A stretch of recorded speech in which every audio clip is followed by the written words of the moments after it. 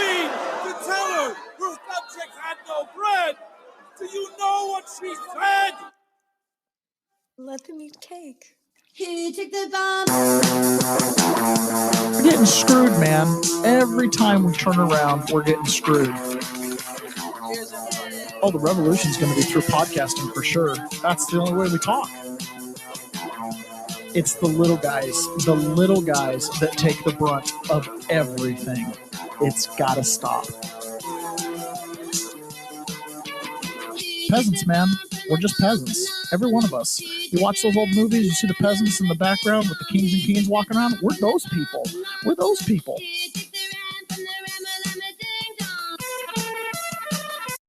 Good morning, peasants. Welcome to another episode of the Peasant's Perspective. It is a great Friday. Favorite day of the week. I mean, it's like the generic favorite day of the week. I mean, how can it not be your favorite day of the week? All right, I am flying solo this morning again, which is totally fine. Ron's got some important family matters he's taking care of today. So I am happy to be here with you guys and get this going. And it's a small party in the Rumble chats today. Good morning, Pony Boy. Good to have you. All right, I had a little false start. I went to start it, and then when I went to play the intro, my screen was like, "We can't share audio," and I'm like, "Oh my gosh, here we go again." And but fortunately, it rebooted and everything was good. So glad to hear that. There was an article that came out this weekend. So let me get my screen arranged the way I want to do this. It's always important to have good screen sharing. Okay, so there's this article that came out yesterday. Friend of former FBI Director James Comey subpoenaed in federal probe, sources say. Good evening, John Atakis, on your way to Price, Utah. Rest in peace, Uncle Lynn. Columbia law professor who is a friend and advisor of former FBI Director James Comey was subpoenaed last week by federal prosecutors in connection with a criminal probe into whether Comey allegedly lied in testimony before Congress. Sources familiar with the matter told ABC News.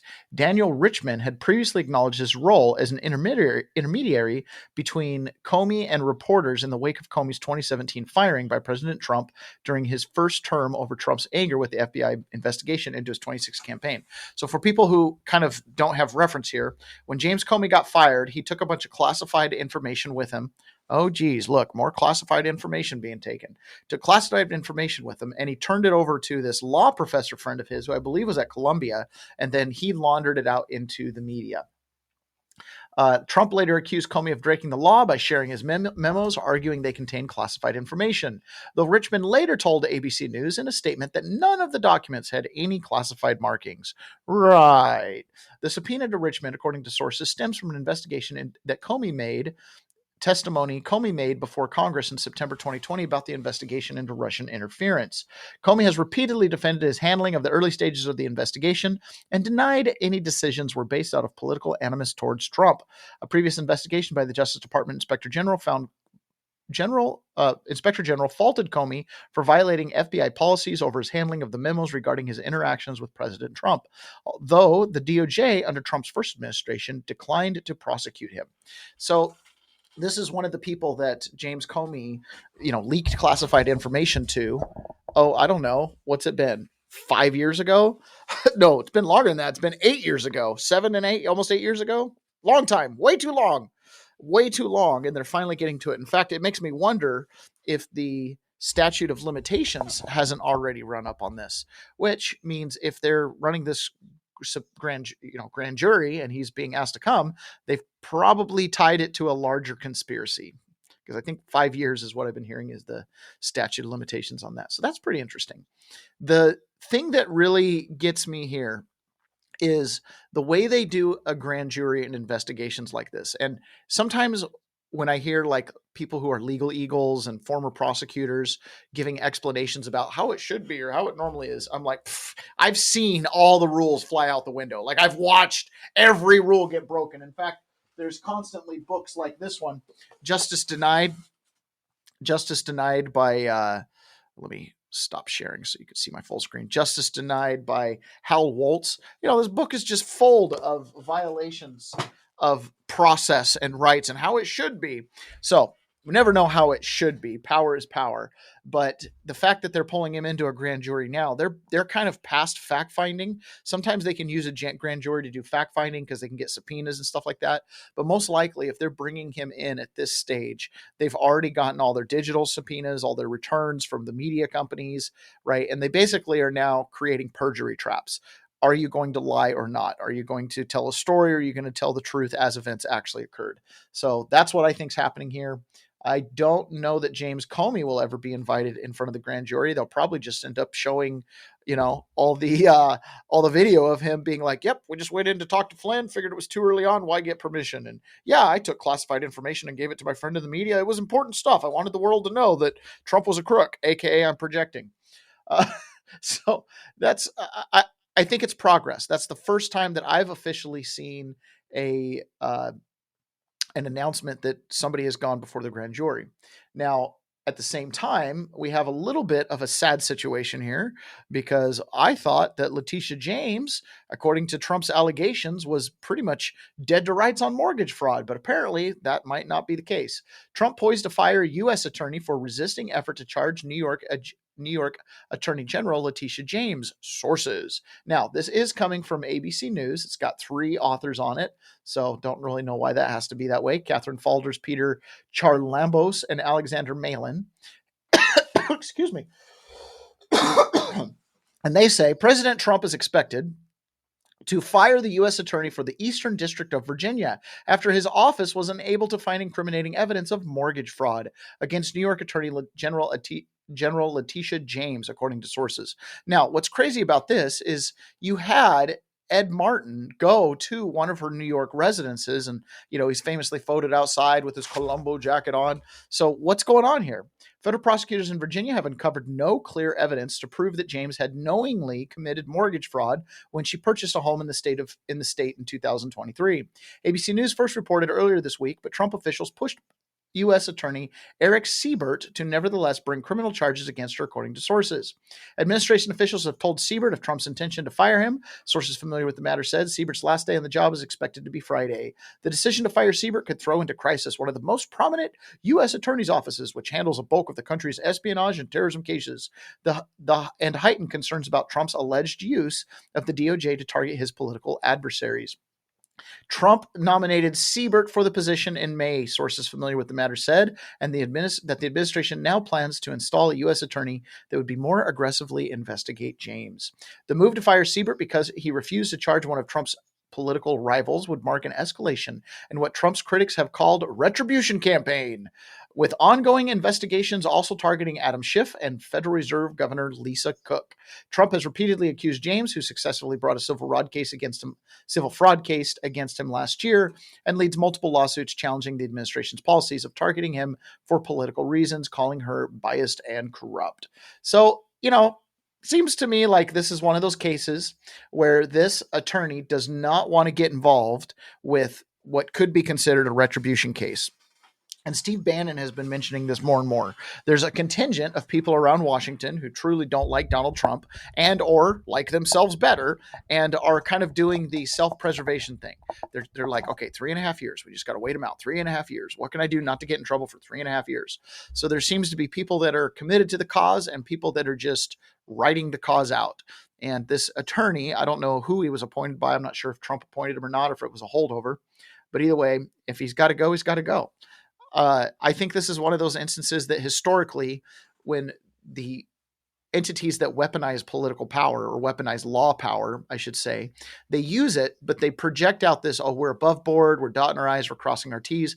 That's not really been the case when you go back and look at these situations. But the idea is then when the good guys get into office, that mentality of you have to dot your I's, cross your T's, and even, err on the side of leniency, I think is what they get stuck doing. And in the case of Letitia James, Trump put the evidence out there. It's hard to deny that stuff. It's hard to be like, oh, that's not mortgage fraud. Clearly looks like prima facie mortgage fraud. So I don't know. Who knows? Now, obviously, we've had this continuous issue with the Charlie Kirk assassination, which it's tragic. And it's another one of those instances where you're kind of sitting back and you're like, okay, this is my real thought process here. So Charlie Kirk gets assassinated. This is a tragedy. I've been through tragedy myself. My family's been through some tough times, and in those tough times, all you can really think about is being in the moment. So on one hand, this is a horrible tragedy for the Kirk family. This is very difficult, and we should really just be doing a lot of thoughts and prayers. On the other hand, this is a major political event. This is the highest profile political assassination, I think, since RFK, if not, shortly there, in that time frame, so 60 years. And there's just a lot of questionable stuff. And there's, again, questionable actors in this. You have people like Governor Cox, who's obviously running the state of Utah. He's a very questionable character in this. Why? Because this shooting seems to have a connection to a Trantifa thing, a little transgender online thing. And he's been promoting that directly, I'm he, him. And, we have to love all of our transgender kids. So there's this undertone of this Republican governor has supported this community and has given quarter to it. So does he have a vested interest in kind of maintaining what he's been doing by downplaying that involvement? On the other hand, you've got people that are very down the boots involved with this. I don't have this clip pulled up, but Candace Owens has been in communication with people that were in the neighborhood where he parked his car. And the story that the state of Utah is telling us does not line up with multiple credible witnesses about where that car was. Another thing is now the timeline doesn't match up because there was a video found at a Wendy's, a surveillance video at a Wendy's, where at 6:30 or 40, whatever PM, he's not far from the scene at a Wendy's, just dressed openly, looking at the camera. Doesn't look like he's rushed. And he also, this outfit thing where he's changing his clothes. Now he did change his pants, didn't change his pants, changed his pants back, changed his shirt, didn't change his shirt. What color is this guy supposed to be wearing? Khakis, no khakis, rifle, no rifle, towel, no towel, box, no box, right? DNA evidence, no DNA evidence. It just doesn't line up. And I think that's because, in my opinion, and I'm going to play 2 videos here, and we've talked about this, quote, military connection. Doug, good morning to you. We've talked about this military connection, and I think that there's a lot to this. And given my personal firsthand experience with what the DOJ is capable of covering up, or in my case, manufacturing, saying that I had a ex-vanity name that I never had and getting it off the weight. You had a subpoena. Why didn't you get the subpoena from a data release from the Twitter or whatever, or from my phone? Why would you go to the Wayback Machine and pull some random account that you can't connect to my device, right? That makes no sense to me. So that's kind of what I feel between the text messages, the timeline, the way this whole thing plays out. It's such a perfect lone wolf shooter situation. But the reality is this person absolutely did not walk alone. So this right here is a reporter that was on Jesse Waters' show, and she infiltrated these Antifa groups and kind of saw how they operate organizationally. So she shares a couple key points of information, and she brings up that the Antifa, the ground thugs, the Trantifa movement, as we're going to call it now, they get trained by military, that military, enlisted men come and do training with these people, probably more than just enlisted. And therein lies this huge problem, which, by the way, for all my Q friends, the whole trust the military thing. When I hear stuff like this, I think this is why I think it's a psyop sometimes, to get you to trust entities you shouldn't really have a native trust to. And I want to point something at, well, let's listen to this video and then I'll make my comment in between this and Webb's video.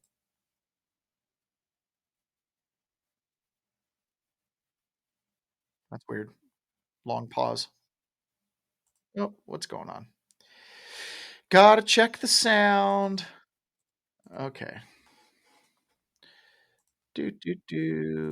Oh, you know what would help?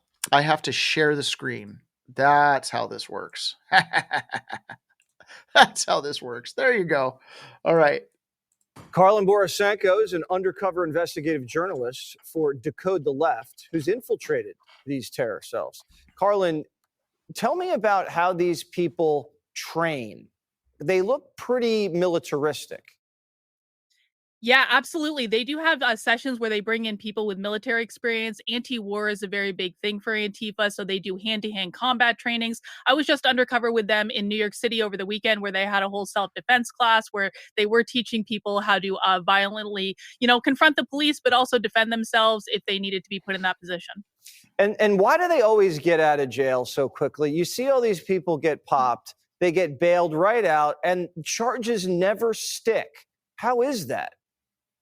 Well, Antifa, actually, they train people on how to get arrested. And it's interesting with far left subcultures because they actually volunteer to get arrested and go through this type of training where they are provided legal support, they are provided lawyers, they are provided all of this stuff with mutual aid. And so as soon as they get arrested, Antifa basically goes down to the jail and they bail them out, and they are all set up with a lawyer and ready to go. So they plan all of this stuff out ahead of time, and they have the resources set up for people to be able to be taken care of. Yeah, I mean, obviously someone's paying for their legal representation.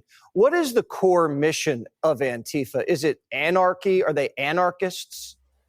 Yeah, Antifa are anarchists. Their primary goal is the violent overthrow of the federal government. I cannot emphasize this enough. We've been hearing a lot of talk about civil war over the last couple years between Democrats and Republicans, red versus blue. I firmly believe that the real civil war we have coming is the radical revolutionary socialists and communists in Antifa versus the federal government. That is their goal. That is their only goal. And people need to start taking this problem very, very seriously. So essentially, taking out that they have some kind of master plan on what to replace the government with after they're done. Anarchists generally just want no government, and their government is through a series of volunteerism and stuff like that. So when she's saying this, like, their goal is to fight the federal government. Like, that's the objective. The objective is battle, right? And this little battle on their terms. Now, George Webb, who's been on the ground in Utah investigating this, had this to say. And I've played a couple clips of his. I've watched, I don't know, it feels like 100 clips of his so far. So I hope I don't cite something that I didn't bring into the show for context. But he's talking about how this online chat group was actually ROTC recruits. These are people that are in the ROTC, and maybe a couple of them are trannies, but really they're transitioning into being mercenaries to go fight for Ukraine.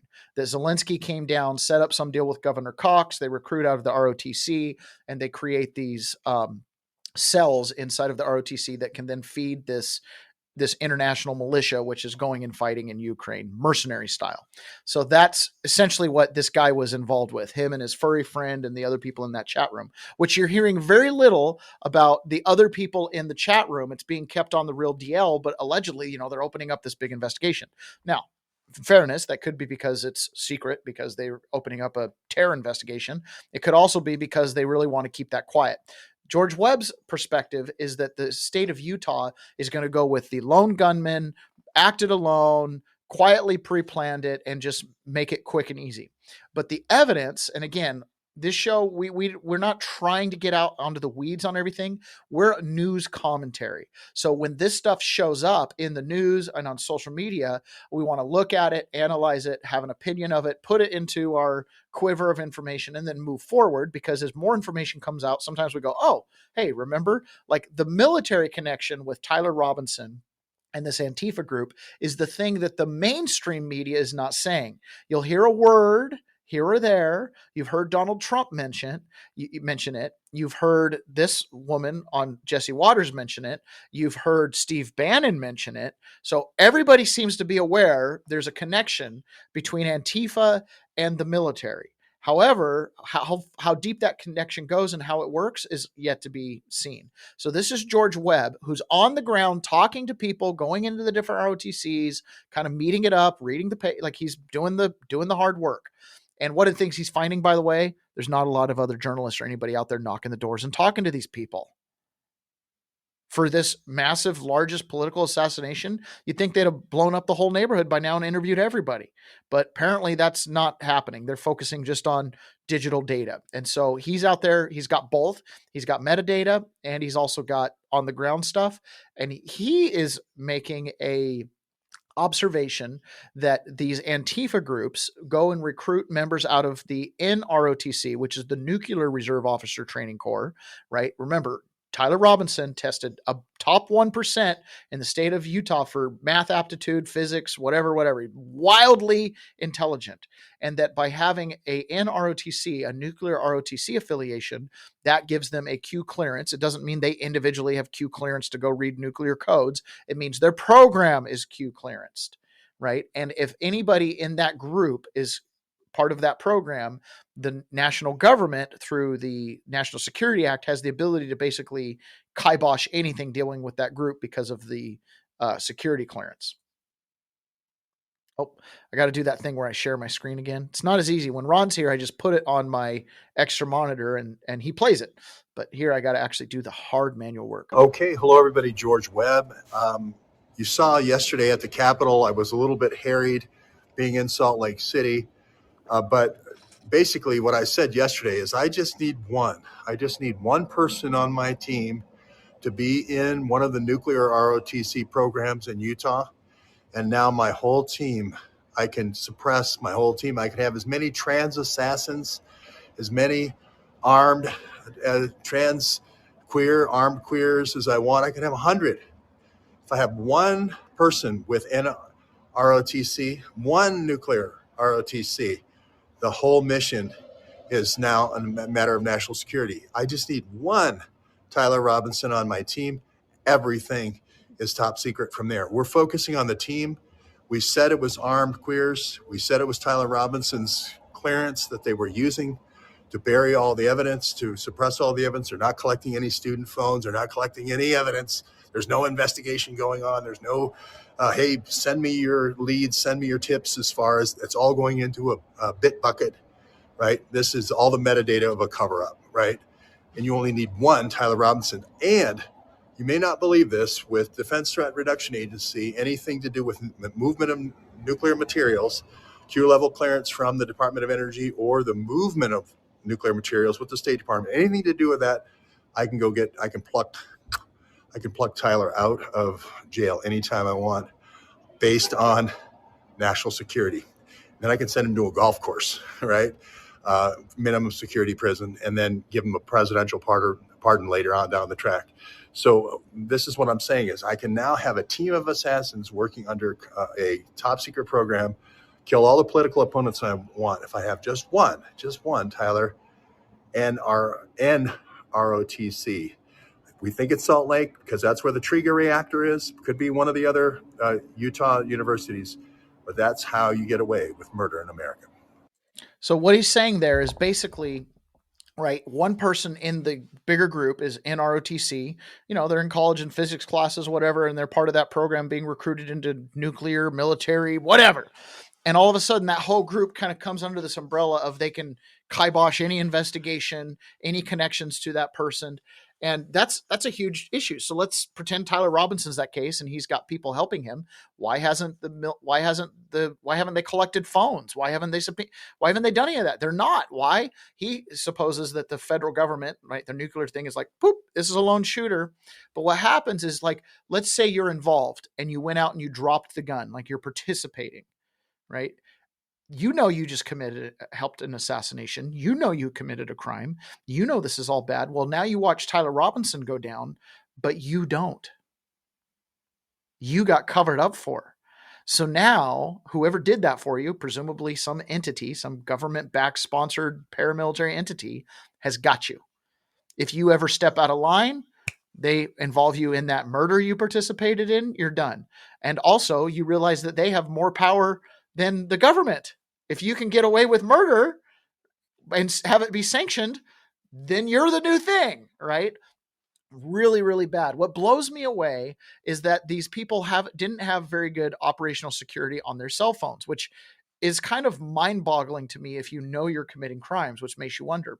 Which brings me to the fact, right? Shameless ad read time, which brings me to the fact of Patriot Mobile, right? Patriot Mobile is America's only Christian conservative wireless provider. And they're putting their money where their values are. Every call you make help fund causes that protect faith, family, freedom, and our Constitution.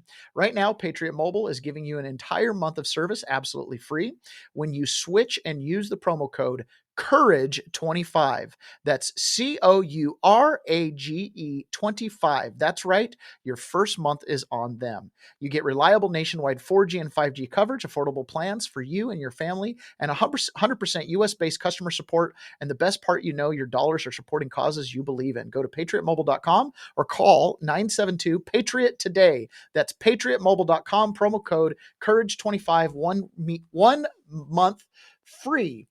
Use Courage25 for 1 month free of services. Now, Patriot Mobile is a gentleman that I'm affiliated with loosely, a group called Mark 37 that deals with digital privacy and getting phones and things like that are de-Googled. Like the laptop I'm using right now has no Google cookies and no Facebook cookies. It's been de-Googled. They call it a ghost laptop, right? Doesn't mean ghost. It just means it runs off a Linux system.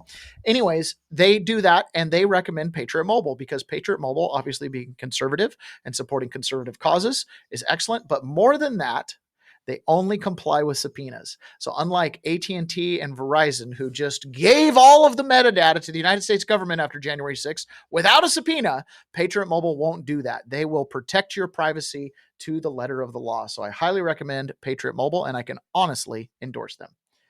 Okay, so thank you for that. Again, if they've got a Q level clearance and they're part of the ROTC, then it opens the door for them basically under national security to cut it all down. Ponyboy says that was a good transition. I'll give you that. I love it. You guys, you know what I love about the Peasants Pod living room crowd, which, by the way, if you're a longtime listener or you're a dedicated daily listener and you get a hold with me, figure out a way to get a hold of me. You can get a hold of me in real life. Go to 1776live.us. You can kind of follow it through and eventually you'll meet me. If you're, like-minded, I'll invite you into my living room. I have a digital living room on Telegram. It's a small Telegram chat room or group with people in here. We've become very good friends over the years, supporting each other. They were there for me while I was under indictment. Anyways, Ponyboy, you've been there since the beginning. And so I appreciate the comment. I am so happy. You got to realize it's kind of like a dream come true. I listen to podcasts. I'm a junkie. You know how many times I've heard a Patriot Mobile ad read? You know how cool it felt to have it coming out of my mouth? That was kind of fun. So, okay, this is Steve Bannon. Again, talking about how we've just begun to get this whole party started, and that this going after Antifa and declaring them a terrorist organization, which, by the way, guess who piled on? The Netherlands yesterday, their parliament voted to add Antifa as an international terror organization. England got a question. Keir Starmer got a question, and he implied that they'll be looking into it. That would be really wonderful if they did that too. This could really be a major transition when it comes to going after that far left anarchist communist ideology. Pretty impressive. So here's Steve Bannon. Charlie Kirk's not just being treated as a murder case by some cops out in Utah. It is going to be designated. We're going to have a Antifa and all of its subsets designated as a major terrorist network by the President of the United States. I think that executive order will be coming here forthwith. I know teams are already being formed. This is going to be the end of days for this crowd. You see how they're squealing right there? Well, Antifa's not really. It's totally disorganized. Yeah, okay. That's the top level of the Grundoons. You got the middle level of kind of the military and other intelligence apparatuses that train them. And then you got the base and the bottom and the most important, the operations, the media connections, the corporate connections, the foundation connections, the university connections, and wait for it, the money. And what foreign countries are in back of this? The color revolution. This is going after the color revolution in the United States of America. And it's going to be full bore. Charlie Kirk's not just being treated. Woo, buddy. It's going to be full bore. He's going after the color revolution and the people behind it. That is cool. But you notice again, I point this out. It slips out. Steve Bannon's not talking directly about this military connection, but he's saying, no, it's connection to the military, right? At tops level. But on his show, he hasn't spent any time diving down into what that means, like George Webb, who has really kind of exposed it. Like there's this ROTC program, and it seems to be kind of a recruiting ground or a hotbed recruiting ground. Yesterday in New York, there was another one of these, Free Palestine movements, and they had some arrests. I got to remember to share my screen every time I do this. Otherwise, we're going to go back and forth. Not AI, folks. So check this out. They had these today, and these mostly do look like, your typical liberal protesters. They're doing their chants. They'll train. And when that one lady said they get trained to be arrested, these are pretty well-behaved people for being arrested. It's like they know it's just going to be, they're going to be processed through. But what I really wonder, anytime we see protests like this, as a conservative, it's easy just to go, oh, that's Antifa. I don't know that this is Antifa, right? I have no idea. I saw one lady with an older boomer in there with blonde hair. See if I can show you here, right? See this woman, like, this woman right here, she's got her hands behind her back. She's been zip tied. She doesn't particularly look like Antifa. This woman right here doesn't really look like Antifa. This woman right here could pass either way, right? This guy right here with the Catholic collar, I have a feeling he's not actually a priest. He probably is Antifa, actually. Anyways, point is, who knows, right? This could be BLM, any just random protesters. But I think right now in America, it's probably not the best time to go to a liberal-oriented protest, because if there is a tie-in with Antifa, you just opened yourself up big time. And the objective here is the same thing they did on January 6th. They want to freeze speech. And by free speech, I mean, make you think twice about going to a protest. Because the Democrats have not been thinking twice. The liberals, they've just totally been into it. So I don't know. Like, I got sucked in, right? Watched 2020, all these protests, and I thought, I can go to January 6th. And, the day of, I had thoughts, and it was like, make a little, in Portuguese, we call it bagunça, but, make a little noise and be a little rowdy, and it'll be fine. No big deal. We'll all go home. Nah, it's not exactly how that worked out. So my gut tells me there's probably going to be a lot of people in Antifa that are like, oh, wait, what? I don't just make bail the next day. And oh, wait, what? I'm a terrorist. I think it's going to be not so good for some of them. Here's Donald Trump talking about just that, and specifically going after the money. They have signs, and they're all professionally made. Real protesters make them in their basement. And they're all the same. So who's behind it? Do you have a gut feeling? You hear Soros. I don't know. We're going to find out if he's behind it. But it's incitement to riot. That's a criminal act. And people are dying because of it. So it's really, it's death. So we're gonna find out. And it should have been done a long time ago. They have signs, and they're all professionally made. So Trump is basically saying, look, when they make signs and they're professionally made, it was pre-planned. How could you say it's not pre-planned if event happened yesterday, signs already been pre-printed? He says if it's organic, they make signs in their basement, if they make signs at all, right? So he's saying it's incitement to violence. Here's the thing. I know for a fact they can use your speech from years or months and months ago where you said something that you might think is off the cuff and hyperbolic rhetoric. If in the future your speech leads to violence, they're going to make the connections and connect the dots, and that's that. It just is the way it is, right? We have absolute freedom of speech. I'm definitely a free speech absolutist, but you can make your choices, but you can't always pick your consequences, right? It's kind of like you can pick your nose, or you can pick your friends, but you can't pick your friend's nose, something like that. You can pick your choices, but you can't pick your consequences. If your speech leads to violence, then, there might be some accountability there.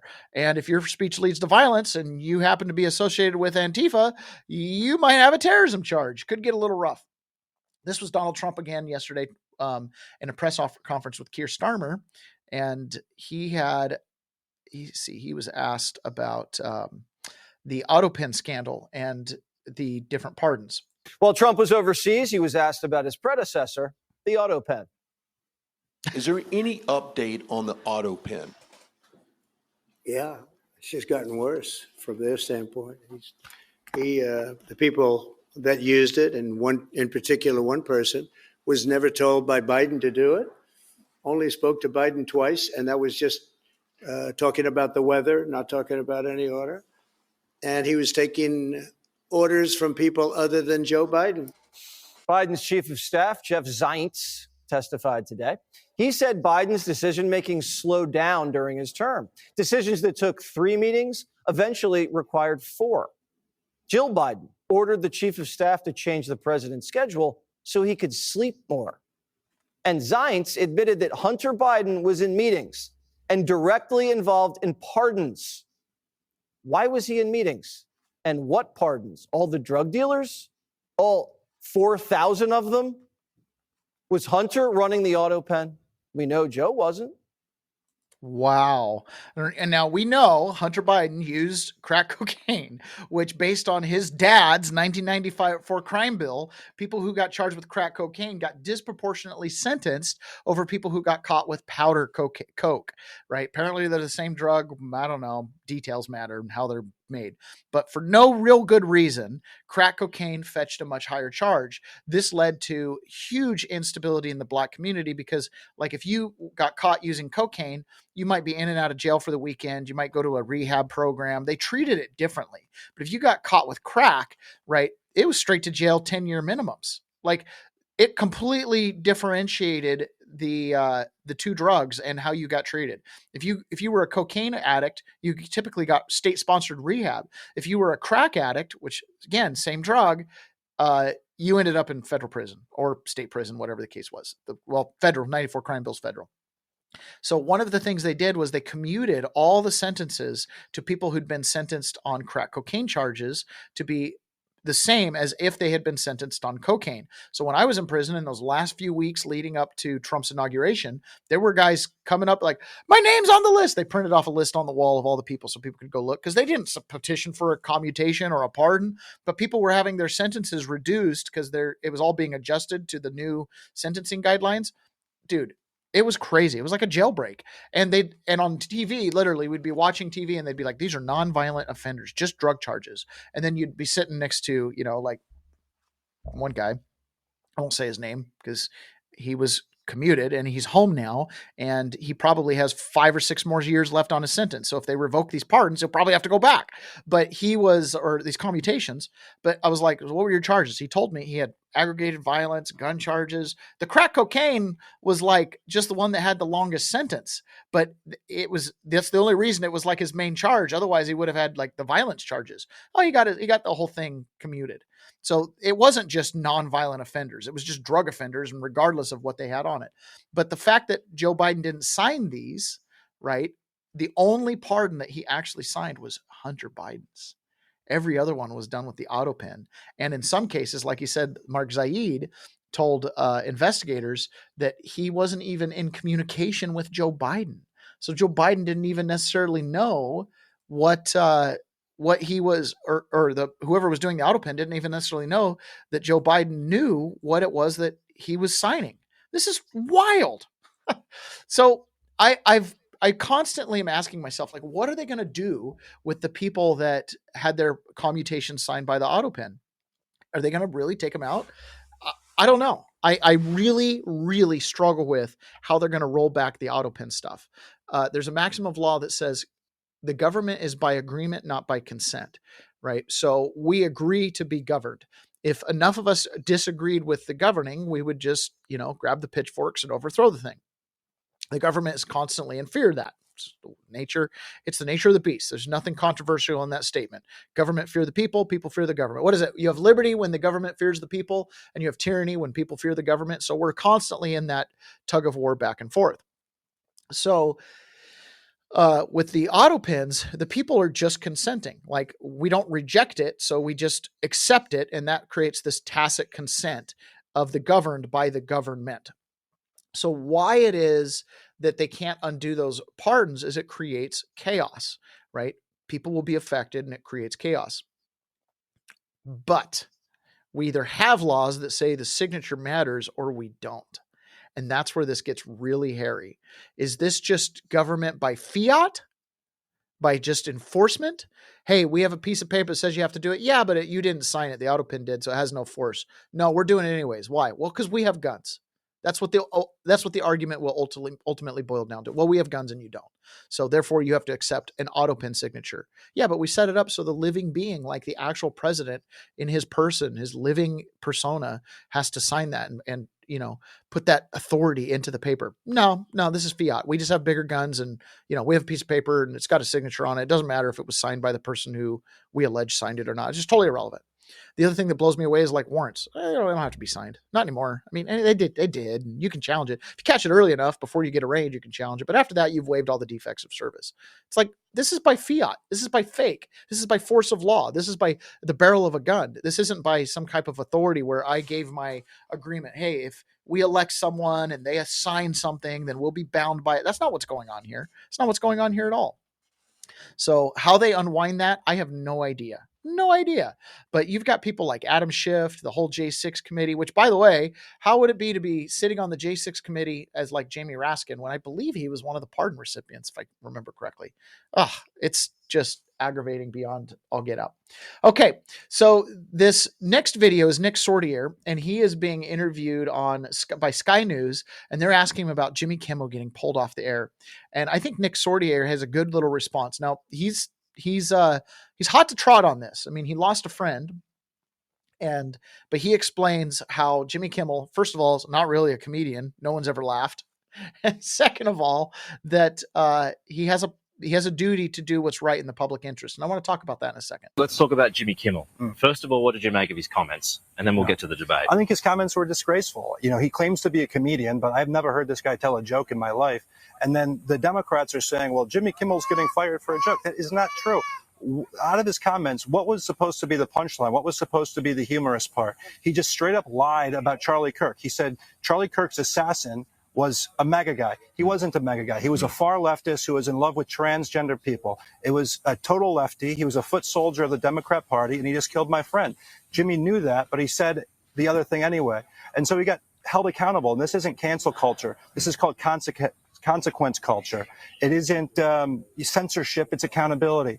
And so, you know, I'm so, outraged that he's not pretending to be the victim here. He insulted the victim. He lied about the victim, and that the victim is Charlie Kirk. Okay, let's get to the other side of that argument. And you know, it should be said too that Jimmy Kimmel is no supporter of Donald Trump. I mean, there's been constant attacks in the past and constant jokes. But on the other side of the argument about freedom of speech is that isn't that Jimmy Kimmel's right to say what he wants under the banner of freedom of speech? Sure, but he doesn't have the right to say it on ABC. He put ABC in jeopardy. You know, you had all these different affiliate networks saying that we're not going to air Jimmy Kimmel's show. That's going to lose out on marketing revenue, advertising revenue. Why? Because these affiliate networks wanted to do the right thing. You had Nexstar that came out and said, we're not going to air it. And that's 32 networks. You had Sinclair, that's even more.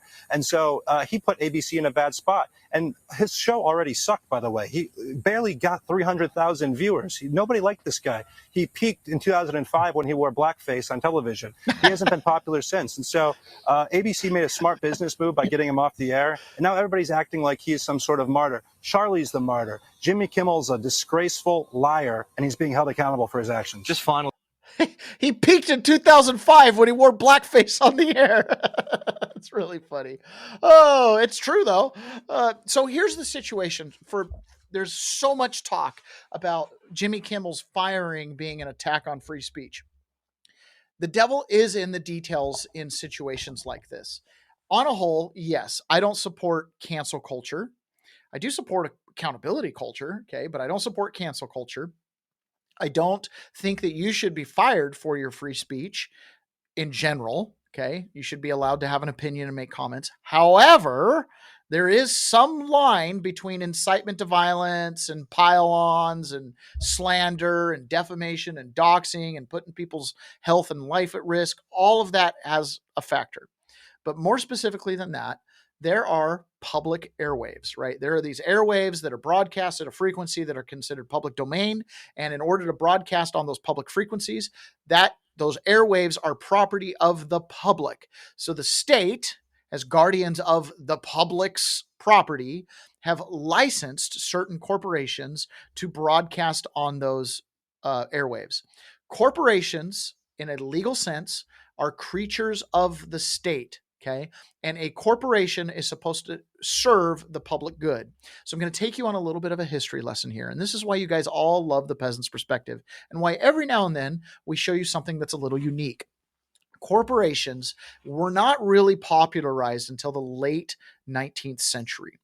Corporations originally, their function was a large public project. So, for example, you would form a corporation to raise bonds to build a bridge. Once the bridge was done, the tolls had been collected, and the bonds had been paid off, the corporation would be dissolved. You would form a corporation to raise bonds to build a dam or a school or a park. Once the project was completed, tolls, taxes, or whatever, whatever income source to pay off those bonds is done.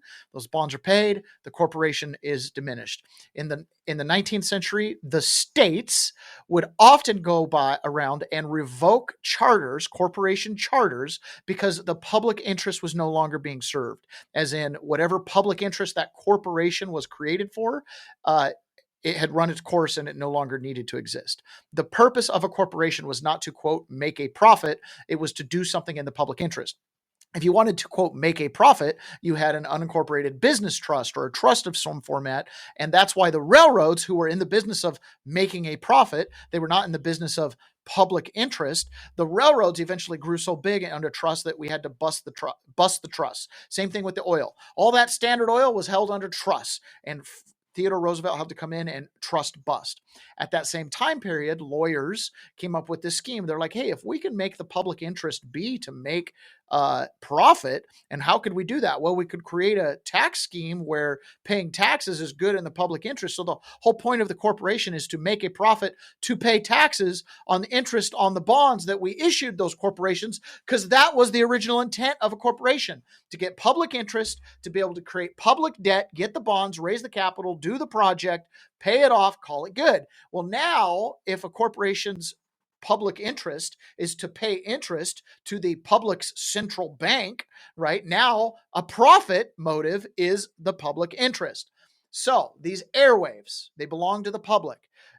There's corporations formed that are supposed to serve the public interest, who get a license to broadcast on these airwaves that are property of the public. Not complicated. However, in order to broadcast on the public airways, you have to serve the public interest. So is lying to the public in the public interest? I mean, maybe if you're Winston Churchill and they're like, the truth is so precious, it must be surrounded by a body of lies. Okay, propaganda. That's why the Smith-Mundt Act was created, to prevent propaganda, because it's not in the public interest for us, the public, to be lied to. That was the point. So ABC, NBC, CBS, these are public corporations that broadcast on public airways by license. Not CNN, MSNBC, Fox News. They do not have a FCC broadcast license. So the whole point here is, when you lie on those public airwaves, you're broadcast out to people for free, essentially on taxpayer property through the airwaves. Or I say taxpayer, it's not taxpayer property, on the public's property through the airwaves. You have to have that public interest in mind. You have to, be honest. So ABC looked at his ratings, 129,000 a night in the key demographic. And just for context there, Megyn Kelly's been pointing this out, but like Tucker Carlson gets 21 million views for little crappy interviews he does. And Jimmy Kimmel, they're spending $100 million, I think, annually on his production show with who knows how many staff. And he's not even pulling that as an annual audience. And who knows how many repeat viewers are in there, right? Really bad. So ABC made a business decision in order to stay out of hot water with the FCC. They fired him. Good move there. Now, Democrats don't really have a leg to stand on when it comes to censorship of free speech and their different justifications for when you can or can't do that. They got no leg to stand on at all. Here is a montage of different Democrat leaders talking about, free speech and, how not everything is exactly going to fall into that category. You can't say certain things. So in a great act of don't become the thing you hate, these guys have literally become the thing they hate, the thing that they used to preach against. You shouldn't be banned from one platform and not others for providing misinformation out there. There's no guarantee to free speech on misinformation or hate speech, and especially around our democracy. There are Americans who are engaged in this kind of propaganda, and whether they should be civilly or even in some cases criminally charged is something that would be a better deterrent. If people go to only one source and the source they go to is sick and, has an agenda and they're putting out disinformation, our First Amendment stands as a major block. It's really hard to govern today. This is a matter of corporate responsibility. Twitter should be held accountable and shut down that site. It is a matter of safety and corporate accountability. The First Amendment is not absolute. It does not protect any single thing anyone says. And there are limits, and that's important. And what this committee has been trying to do for the last year and a half is to chill the federal government from monitoring what is going on social media. When you look at what Tucker Carlson and some of these other folks on Fox do, it is very, very clearly incitement of violence. Very clearly incitement of violence. I believe that when it comes to broadcast television, like Fox News, these are subject to federal law, federal regulation in terms of what's allowed on air and what isn't. So my biggest concern is that your view has the First Amendment hamstringing the government in significant ways. These people, when it's good for us to do the censoring, freedom of speech has its limits, but no, for you guys, no, don't do that. You should just allow anything and everything. These guys are great. Now, if you're another shameless transition here, Pony Boy, you're going to like this one because it's football season. Hey, football fanatics, are you ready for some primetime NFL action? Tune in to Westwood One for all the gridiron glory you crave. From jaw-dropping touchdowns to game-changing plays, don't miss a moment of the excitement, every catch, every snap, every tackle, and every victory on Westwood One. You can listen to the NFL on the NFL app, on Westwood One Sports app, on westwoodonesports.com via Westwood One station streams, or by asking Alexa to open Westwood One Sports. If it's the NFL, it's on Westwood One. So my wife and I just 2 weeks ago, was like, hey, let's pick a sport and kind of have a little sport thing for the family so we can have some kind of relaxation and rest with the family and, watch sports. And we've traditionally kind of been a basketball family, but I was like, let's do football. Let's do football this year. Let's get into that. We haven't really been big sports fans since Seattle last made their Super Bowl forays. And so, she was like, but the NFL's gone so woke. And I'm like, you should see what are you talking about? The NBA is like way more woke than the NFL. Been really happy this year. She just said yesterday, she's like, I'm actually really enjoying the NFL's response to the Charlie Kirk thing. It's like, for once they finally got it right. So good on the NFL and good on Westwood One for broadcasting all of their games. And again, if you want to find your favorite sports, stream it on Westwood One. All right. Thank you so much, Westwood One, for that opportunity to read your ad. I'm telling you, man, started at the bottom. Now we're here. Can't tell you how cool it is to at least have that. Okay. Another thing that in another episode of Don't Become the Thing You Hate, Chuck Schumer, back when Tucker Carlson was fired from Fox News. Apparently, you can barely see it here, but apparently he wrote a letter to Robert Murdoch to direct Tucker Carlson, other hosts on your network to stop spreading false election narratives and admit on air that they were wrong to engage in such negligent behavior. So this is in response to, this is in reminding them because they sent out this letter basically scorning Donald Trump and the Republican Party for chilling free speech. The House Democrats will make sure that America learn the truth, even if that requires a relentless unleashing of congressional subpoena power. This will not be forgotten. The firing of Jimmy Kimmel. As opposed to the firing of Tucker Carlson. So again, I think Greg Gutfeld had the best take at all. When you're the one doing it, you say we're both doing it. When I'm the one doing it, you tell me I'm the one doing it. And what are the Democrats doing right now? Well, there's violence on both sides. It's everywhere. That means it's mainly on your side. Statistics show it and common sense shows it. This is Lindy Lee. Of course, she was the worker that worked on the Harris campaign and then kind of flipped tail and exposed them.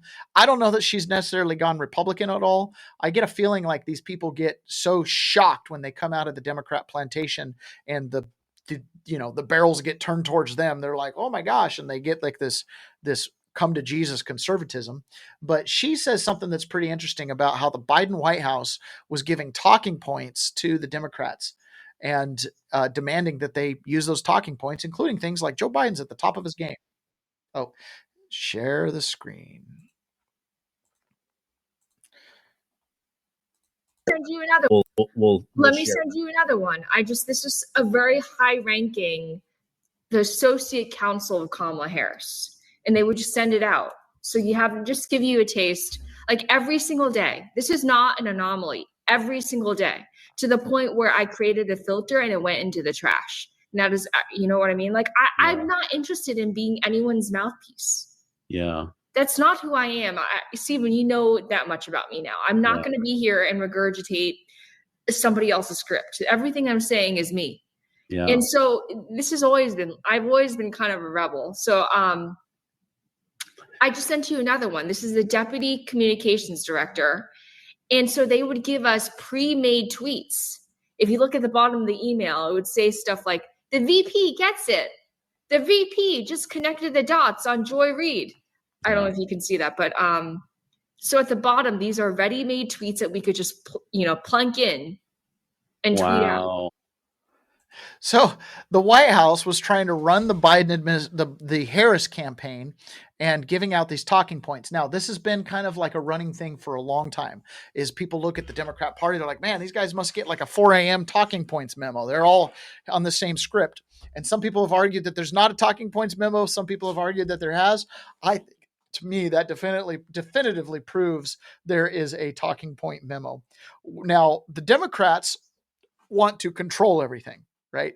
They want everything to be in lockstep. They want to project. Now, on the other hand, Donald Trump and his campaign, this is Will Scharf that was caught on a hot mic, and he was talking, he quoted a movie title called Our Brand is Chaos about the Trump administration. And he said, our brand is chaos. This is just kind of a funny little insight, as opposed to the Democrats who try to micromanage and control everything and shove it down your throat. The Republicans, the MAGA party, they just kind of adapt to everything as they go. They can live in that state of chaos. How are we doing? Lovely. Wonderful. Our brand is crisis. Our brand is crisis. That was a Sandra Bullock movie. A bit too true to life at times. Sir, how are you?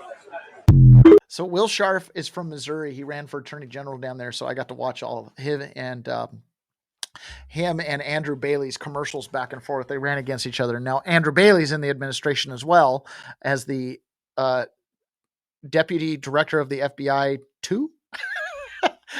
I don't know if it's co-director of deputy director of the FBI or they just got 2 of those positions. I'm not exactly how that works. Shantini, I'm saying hello. I saw your message much earlier, but didn't say hello. Hello.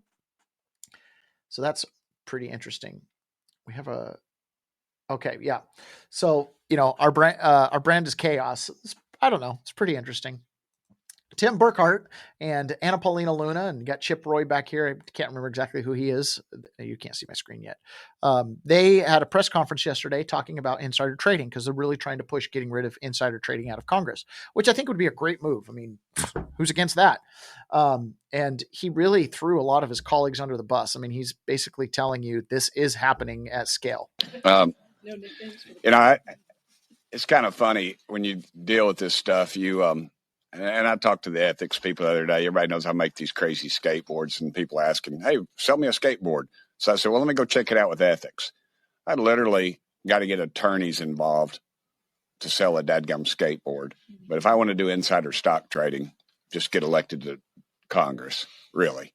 I mean, let's just be honest. Look, everybody ought to do like I do. Get their $12,000 portfolio in a mutual fund. Let my buddy Tommy Seiler handle it. He does pretty well. Although my daughter's going to school now, so I'll be cashing that out very soon. But look, we're public servants. We're stewards of the community. Nobody's above the law. You hear that? It's kind of become cliche up here. But for years, members of Congress, we know they've gotten rich using hardworking American taxpayers' money. Members sit on committees. We attend private meetings where we gain privileged information about companies. Congress appropriates money to economic sectors that may overlap with members' own portfolios. I call it the war pimps a lot. I worry about us voting on wars that we're going to send our kids off to that we couldn't even find on a dadgum globe, and members owning stock in those things. The American taxpayer always gets the short end of the stick, and Congress seems to profit at their expense. This body has been enriching itself on the taxpayer's dime, and dadgummit, it's got to stop. The president's already said he would sign a bill banning stock trading for members of Congress if passed. I think the real test is going to be whether Congress has the guts to stand up and do what's right. And I'm proud of all these people up here. I don't agree with them, some of these people, on anything. If Cortez told me the sun was coming up tomorrow, I'd go out and check it out. That's AOC. If AOC told me the sun was rising tomorrow, I'd be like, trust but verify. But they can agree on getting rid of stock insider trading. Now, I think Alexandra Ocasio-Cortez has done some semblance of that. I mean, her net worth has increased dramatically in a couple of years. But either way, they've got to get rid of the insider stock trading. They should all have to have their assets held in blind trust. I would be in favor, honestly, in doubling their salaries and giving an absolute ban on stock trading at all. I think it should be blind trust, no control whatsoever. Ponyboy, he said, yesterday's voting rights info you gave gives meaning to the term Democratic plantation. Yeah, a 10-year moratorium or a 10-year sunset on the voting rights or the voting rights bill. It's baffling. I'll never forget sitting in Philadelphia getting a lecture from an old black man that was in his 70s, longtime Democrat, but he hated the freaking Democrats because they never did nothing, but he hated the Republicans worse, right? And he talked about that. He's like, how do they really value us when we have to go and beg every 10 years to get our voting rights renewed? And I was like, that is a good question. That is not a good design for a bill that's like supposed to be projecting out these immutable rights of things like voting. Anti-socialist leagues, they all do it, even MTG. You can get fired in the private sector for doing the same stunt. It should be the same in Congress. Capitaltrades.com gives you the list on both sides. I do believe both sides do it. Even some of our favorite people are doing it. It's like, it is the nature of how they work. Now, having that information in the right person's hands could create some type of leverage, right? Now, I don't know how it would be used, but the fact that they're making it an issue where they're bringing up this bill, holding press conferences, talking about it, and it's the Republicans talking about it too. It's not just the typical tax the rich Democrats. This is the Republicans talking about it. It could be significant. And you have to remember, even on the Democrat side, half that party is socialist communist. So they don't believe in this making stock trades for profit mentality. So they're going to eat their own. If they see their own, they did not like Dianne Feinstein. They don't like what Nancy Pelosi is doing. They don't like the insider trading. This is a movement that a lot of them got their initiation into it in the Occupy Wall Street movement with the corruption of the banks and the insurance companies. So it's not their cup of tea. So the Democrat Party, easily the base could get behind a bill banning insider trading. So it's just a matter of, can you get the appropriate coalition of Republicans that are willing to ban it, even if it's in their own disinterest? Like, can you get Marjorie Taylor Greene to ban insider trading and just be happy with what she's done so far? Allegations only. Versus, and same thing with AOC. Or are they just going to campaign on it, talk about it, and then let nothing happen? We'll see. I get the impression with Burkhart, he's just utterly sincere.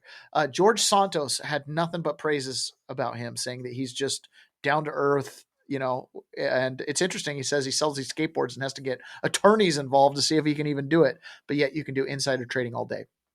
I don't know if you remember, but a while back, Donald Trump posted a video of Hillary Clinton talking about how JFK Jr. was running for the Senate and then showed up dead one day, and then Hillary Clinton ended up winning. And then it talked about the list of dead bodies around Hillary Clinton, the Clinton body count. And we played it on the show. We're like, oh my gosh, I can't believe he did this. Well, the PBD broadcast, Patrick Bet-David, he has some analysis on this. And I actually kind of agree with it, that Trump is kind of projecting out and staying on the offense. If you look at the relationship with Hillary Clinton, James Comey, Adam Schiff, remember, Adam Schiff thought he was going to be the CIA director in a Hillary administration. When you look at the connection of all of those, when Trump posted that, it's almost like he's broadcasting like, hey, I know your dirty tricks. And if you do anything like some of the dirty tricks, I'll be on top of it and I will expose you worse than anything you could possibly imagine. And this is how Patrick Bet-David describes this video and his analysis, which I basically regurgitated. This video was posted intentionally. Let me explain to you why. Remember John F. Kennedy Jr.? He was declared the frontrunner for the New York Senate seat back in 1999. Days later, his plane crashed into the Atlantic Ocean, and his rival, Hillary Clinton, was elected senator. This is why I love what the president does. He gets ahead of the enemy, knowing what manipulation and games are happening behind closed doors. This is my opinion. Last 2 days have been horrible days for Comey. Comey, in his eyes, he hurt Hillary Clinton in 2016 with the election president week before, and he's trying to make it up, okay? All right, so Hillary is tied to Comey. President Trump may have found out something that's going on behind closed doors that nobody else knows about. He's getting ahead of it, and he's just putting the pressure to say, hey, if you even think about doing any of your divisive stuff, Hillary, I'm going to expose you in ways you've never been exposed before. If you even come close to it, I think that's what's going on. And if that's the case, I like getting ahead of it, and I like playing offense. It's pretty interesting. I don't know. But it makes sense. Otherwise, Trump's just trolling for trolling's sake. But if he's sending a signal like, hey, don't play your normal stupid games, then it might be a good thing. Okay, as we continue through some of this random news events yesterday, this last week has been mainly Charlie Kirk, Antifa being declared a terrorist organization. There's been a lot of stuff, but at the same time, there's also been other things that happen that lose the news cycle. So let's clip through a couple of these things. We have another looming government shutdown coming up, and Mike Johnson talks about this. Chuck Schumer has made his demands. He's decided what the Democrats are going to require in order to keep the government open. We need a few more weeks to finish this good work. So what we did in a responsible manner as Republicans in charge is we offered a totally clean short-term CR to get that job done. Chuck Schumer saw that. He returned a counteroffer that is filled with partisan wish list and poison pills and demands. It includes, for example, Brett, what Chuck Schumer is arguing for. He wants to reinstate free health care for illegal aliens. He wants to add $500 million to prop up liberal media outlets. And he wants to add a massive $1.4 trillion spending hike to what should be a simple 7-week stopgap funding measure. We can't do that. We're not going to do it. Yeah, I'm just need a few more weeks. Question for the chats then. If we don't want to add $1 trillion to a 7-week funding bill and we don't want to fund healthcare for illegal aliens, is it worth shutting the government down? So question for the chat. Do you think it's worth shutting the government down? And we'll get an answer or two, and then I'll share my thoughts on that. Okay, the other thing, too, was Donald Trump was in the UK, and on his way back on Air Force One, he starts asking questions. And one of the questions he got asked was why he didn't have dinner with the mayor of London, who is a Muslim. Now, the zeitgeist and the media is trying to turn this into some type of, look, Trump's a xenophobe, he's a racist. Now, keep in mind, he goes all over the Middle East. He has no problem at all talking with Muslims and breaking bread with them at all. In fact, his son-in-law is a Muslim that married Tiffany. Okay? He's got a son-in-law that's Jewish and a son-in-law that's Muslim. He has no problem with Muslims, but he has a problem with the mayor of London. It's an ideological problem and not a religious problem. So despite what they're saying, that's their process. But this is what he said about it. It's always important to hear it from the horse's mouth, because when you hear the spin, what do they say? The lie gets all the way around the world before the truth puts on its pants. What do you think about the fact that you attend an event in England, a state visit, it's spectacular, right, and yet the mayor of London can't be there? I didn't want him there. I asked that he not be there. I don't want them. I think the mayor of London, Khan, is among the worst mayors in the world, and we have some bad ones. If you look at Chicago, but I think he's the equivalent of the mayor of Chicago. I think he's done a terrible job. Crime in London is through the roof. The mayor of London, Mayor Khan, has done a terrible job. And on immigration, he's a disaster. Now, I asked that he not be there. He wanted to be there, as I understand. I didn't want him. I've not liked him for a long time. I just think, I have a certain pride in London and UK. My mother was born in Scotland, as you know. And when I see Mayor Khan do a bad job, the stabbings and the dirt and the filth, it's not the same. I didn't want him there. So the dirt, the filth, the stabbings, it's the conditions of the city. You're a crappy mayor. I don't want to have you there. I don't want to give you credit. That's actually pretty smart. When the mayor gets iced out, his political capital is diminished. Okay. When the mayor gets iced out, when a politician gets iced out from a big state visit like that, their capital is diminished. How can those guys, claim to have all this power and influence when they can't even be invited to a state dinner like that and you're the mayor of London? It's actually a really big deal. The thing I love about Donald Trump is he picks his enemies pretty well. I mean, yeah, he's got the Rosie O'Donnells out there that you're like, what's the utility of that other than just laughing, right? But for the most part, he's pretty good about picking his enemies. I kind of like it. Okay, so we've got some response here in the chat. Shut it down, says Pray the Rosary Daily. Shut down the government. KRM, oh, geez, it's all consonants. Agree, shut it down. May be able to see who is expendable permanently. Yes, yes, yes. Carlito and Tiffany on YouTube. Why shut it down? Why shut it down? There is no real money, but I could go either way. Shut it down. Peasants, I asked, how long should it be shut down? So I am of the same opinion. Shut it down. When you're in DC and all the jobs are like federal, then when a shutdown, nobody gets to go to work, nobody's getting paid. But you know how much people out in the heartland of America care about that? Not at all. Not one freaking bit. First of all, federal workers always get their back pay. So they never actually get laid off. They just get a paid vacation, paid when they get back. Now, if a shutdown really does happen, here's the game plan that always happens. Democrats will drag out the Librarian of Congress, some black lady that's overweight, that's had that job for 22 years, that's a minimum wage job. They'll bring her out. They'll have her cry, say she can't make her credit card payments and her medical bills, and she's living paycheck to paycheck, even though she's had a job long enough that you'd think she'd have a retirement plan by this point. They do this every freaking time. Right? They bring out non-essential workers. You hear about their sob story and how they have no savings and how we need to pass these absolutely ridiculous budgets so that grandmama can go back to work and buy her Lunchables for her grandkids, right? Every stinking time. I am absolutely of the opinion, shut it down and leave it shut down. If you're not an essential worker, then you're not essential at all.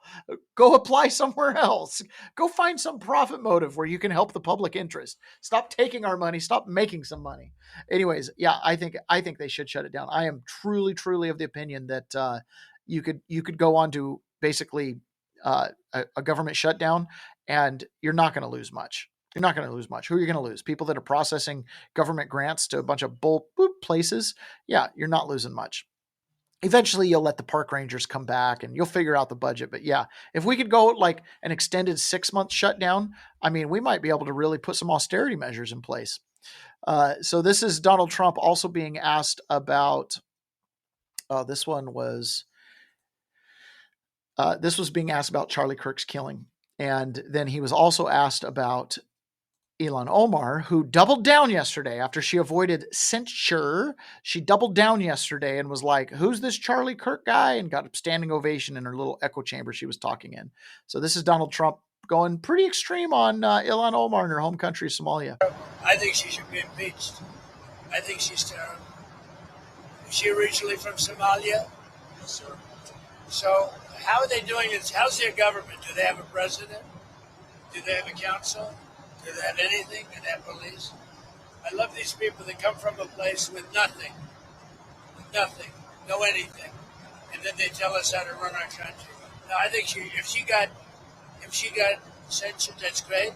If she got impeached, that's even better.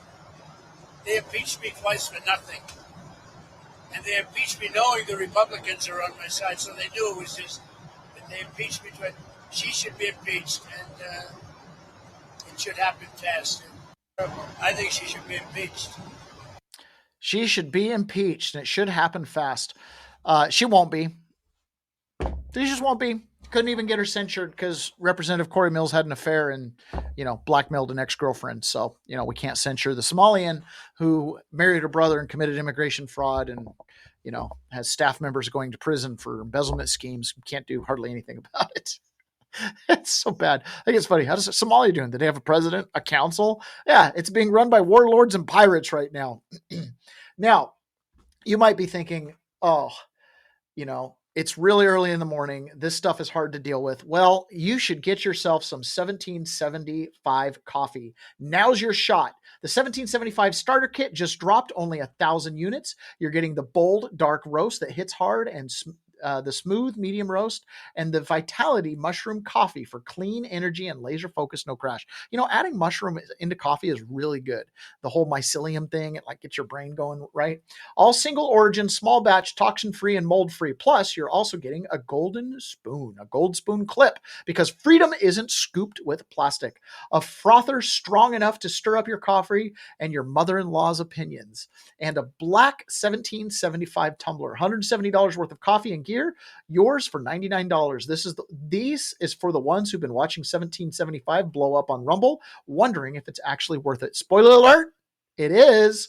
Go to 1775coffee/studio and grab your starter kit before they're gone. Bold beans, clean fuel, and a morning routine that stands something just like Rumble does.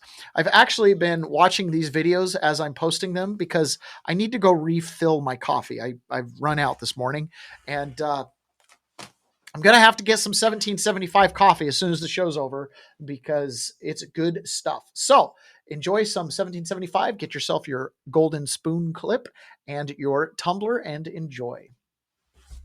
Yeah, you got to have coffee because what's going on in the Senate now is they are finally getting down to business on getting Trump's nominees appointed and confirmed. They did 48 yesterday in a roll call vote. Okay. On this vote, the yeas are 51, the nays are 47, and the nominations on block are confirmed. Boom! Look at the smile on this vote. The yeas are 51 and the nays are 47, and the nominations on block are confirmed. Thank you. So this is being touted as the Senate. Senator John Thune finally went nuclear. They're doing on block confirmations. He got 48 confirmed yesterday, all at once. 51 to 47. Leader Thune has invoked the nuclear option. Keep pushing. They all must be confirmed. The amount of damage that Donald Trump has done to the federal government, and I mean damage.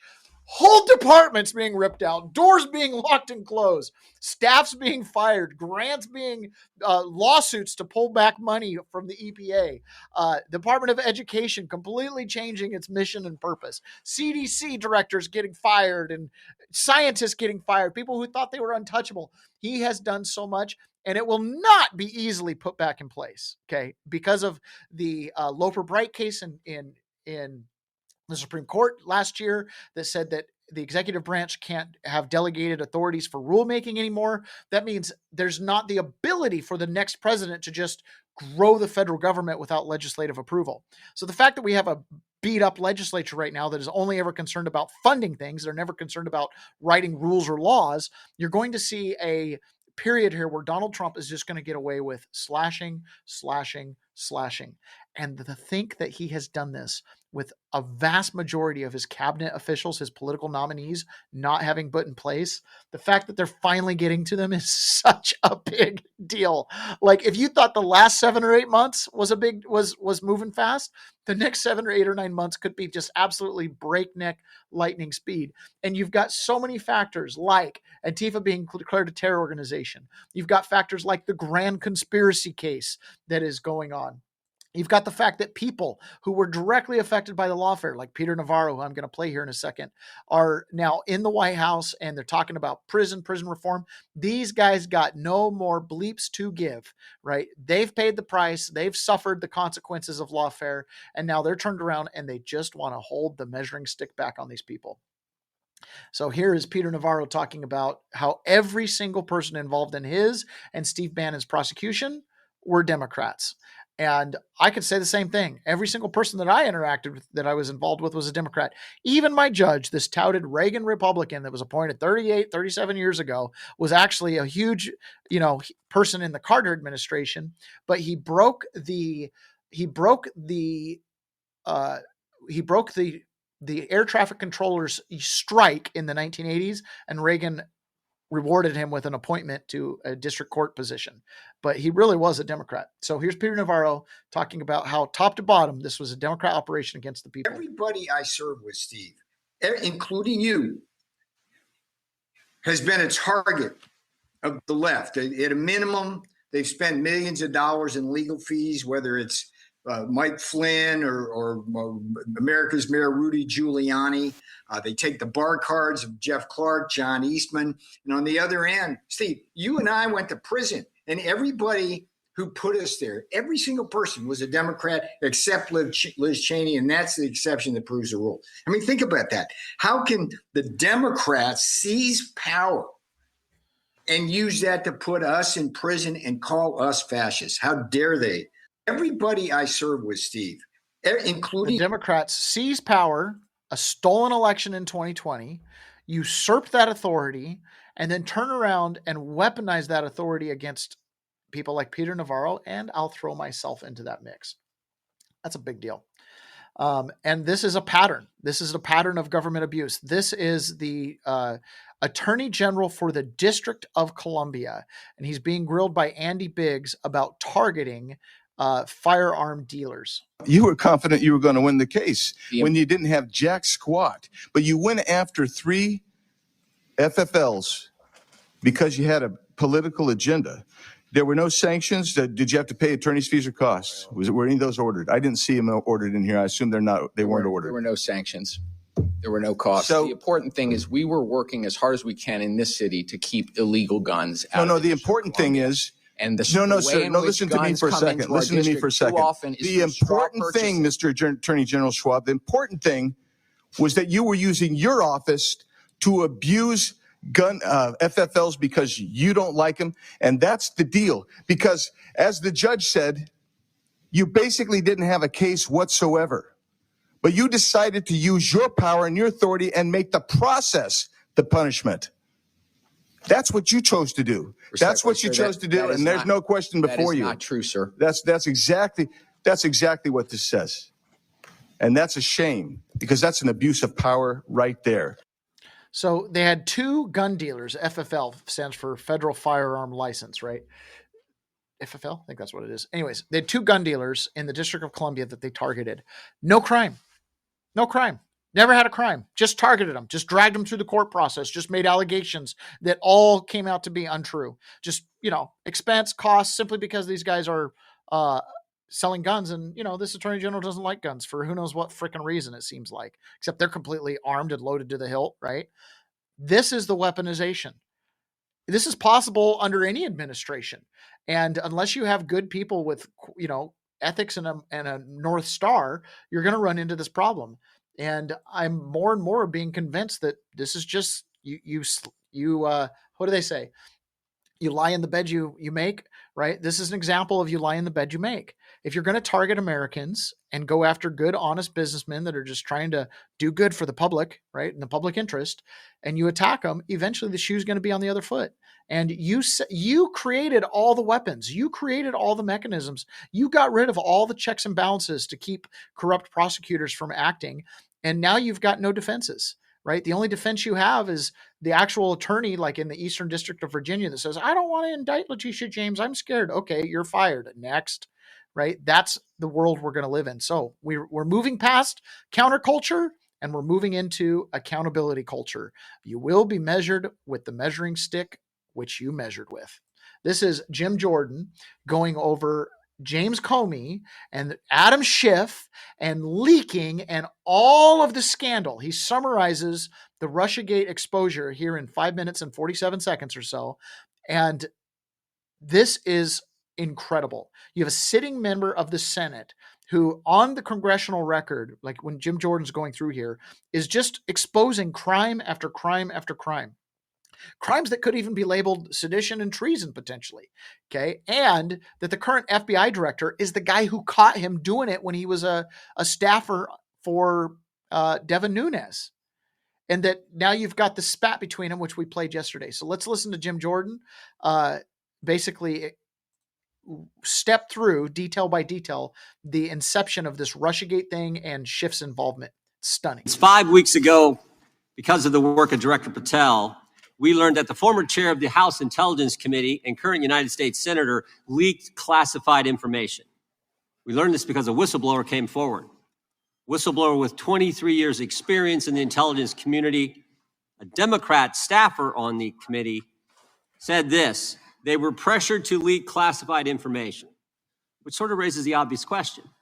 Why would the head of the Intelligence Committee, the chair of that committee, who's supposed to be guarding our secrets, why would he be encouraging the leaking of classified information? Whistleblower told us that answer as well. The leaked information was supposed to be used, the leaked information, false information, was going to be used to indict President Trump. Now, the former chairman wasn't the only person leaking information. Jim Comey was also sharing things he wasn't supposed to share. Again, don't take my word for it. The Inspector General told us this. In his report, he said, quote, James Comey violated FBI policy by disclosing classified information. And what was Comey's motive? Same as the senator from California: to sabotage and undermine President Trump's first term. And we know that Mr. Comey's not been shy about what his objective was. In fact, 4 months ago, he told us. Remember this? 8647. Jim Comey told us just 4 months ago. Now, how'd they do it? How did the former chair of the intel community, the former FBI director, and others in our government attempt to undermine President Trump's first term? 7 weeks ago, because of the good work of the Director of National Intelligence, Tulsi Gabbard, we learned from another whistleblower, a second whistleblower, that in the closing days of the Obama administration, the intelligence community assessment was changed. On December 5th, 2016, they had one assessment. That assessment said Russia did not impact the election vote count. There was a meeting at the White House on December 9th, 2016, where it was decided, no, we're not going to have that. We're going to come up with a new one. And the new one said Russia was trying to influence election and did influence election, which just wasn't accurate. And that new one is published on January 6, 2017. Let's just show you a few things that took place. I want to show you first this email from Admiral Rogers, the head of the NSA. You can see it was December 22nd. Says to Jim, John, and Jim Clapper, John Brennan, Jim Comey. And he says, I asked my team if they've had sufficient access to the underlying intelligence, sufficient time to review that intelligence. On both points, my team raised concern.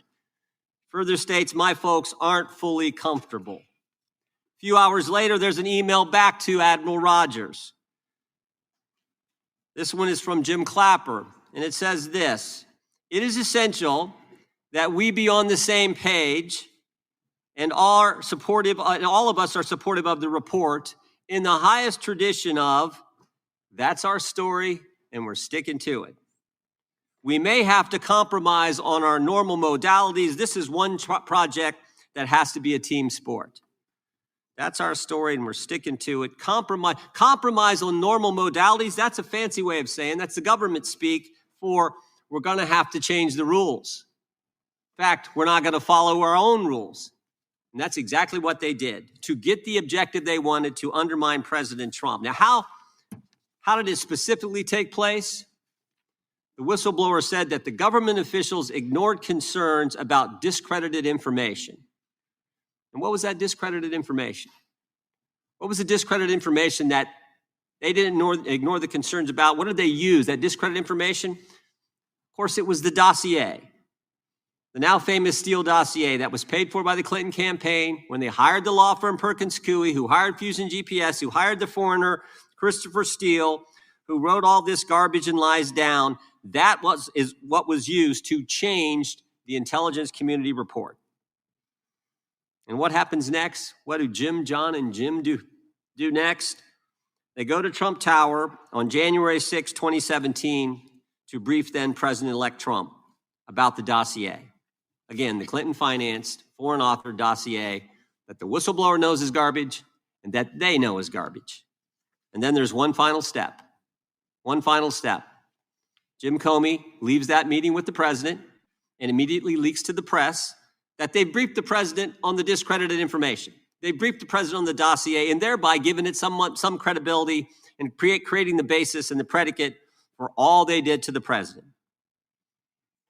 They leaked false information. They leaked classified information. They used and leaked discredited information, and they didn't follow their own rules, all to sabotage President Trump's first term. And but for this guy, Kash Patel, but for this guy, we would never have known this information. The good people of this great country would not have known what took place 8 years ago when they were trying to undermine the guy elected by we the people. And I want to thank Attorney General Bondi.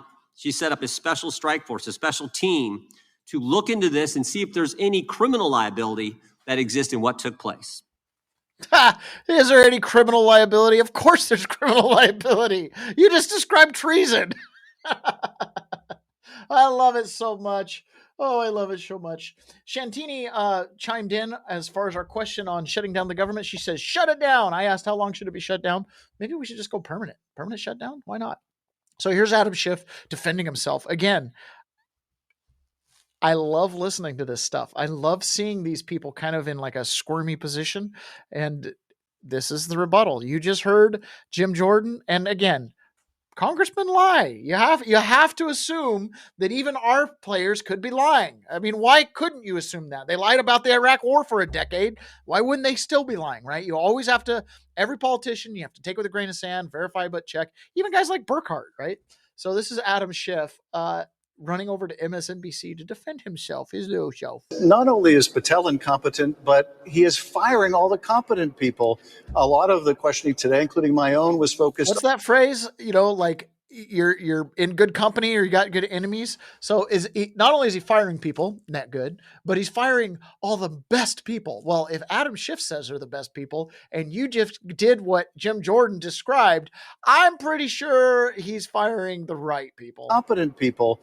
A lot of the questioning today, including my own, was focused on his firing senior leaders at the FBI for no other reason than the fact they were assigned cases investigating Donald Trump. Now, he, I think, lied about that clearly today. He's being sued by 3 senior FBI agents who will take him to court and depose him and I think reveal those lies. But he's firing the experienced people. And more than that, he's taking agents off of these important investigations like sex trafficking, like counterterrorism, like malicious foreign interference. And what is he doing with them? He's putting them on immigration raids. So it's the diversion of resources, the incompetence at the very top, and the getting rid of people who are the true professionals. And I have to imagine morale at the Bureau is just at a all-time low, because how can you respect someone like Patel? My concluding comments to him after our back and forth is, you can take an internet troll and make him FBI director, but he's still not going to be anything more than an internet troll. And that just makes us a lot less safe. You know, Schiff has almost no tells for lying. He just is he's just Adam Schiff. I don't know how else. I mean, the guy's just lying. I love how he's taking him off these cases like sex crimes and domestic terrorism and election interference or whatever. Yes, if you're on those sex crimes, all right, whatever. You know, yeah, you shouldn't be taking off those cases. But that's a cover for basically saying he's firing the people we put in place for Operation Arctic Frost. That's what he's saying. All the people we had investigating the Republicans at large, oh my gosh, he's firing them because they were committing a form of treason. He has no tells. You'd think he'd be freaking out. Instead, he's just got his thing down. This guy, obviously, he's got a pardon in his back pocket. He just acts protected. There's nothing else. Whatever. Powerful state of California, I guess. All right, guys, that's it for me today. I don't have anything else on my queue here to play for you guys.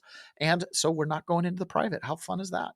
It's just you and me, or you and us, or, you know, it's just us. It's just us today, the peasants. We'll be back with Ron on Monday. I hope you guys all have a wonderful weekend. Please take a chance to go visit 1776live.us. And of course, as always, go visit leftbehindandwithout.org.